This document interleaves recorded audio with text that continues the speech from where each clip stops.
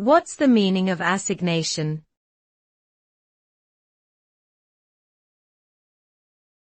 Assignation.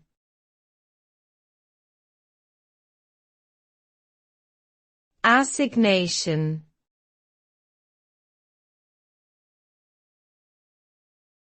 Assignation.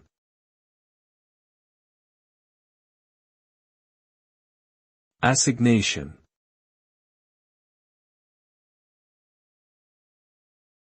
Assignation refers to the act of assigning something, such as a task or position, to someone. It can also refer to an appointment or meeting, especially one that is secret or illicit. Assignation can have both positive and negative connotations, depending on the context in which it is used. In a professional environment, it can denote a formal assignment of duties or responsibilities. However, in a personal or romantic context, it can suggest a secretive or clandestine liaison. Overall, assignation signifies the allocation or bestowal of something to a particular person or purpose.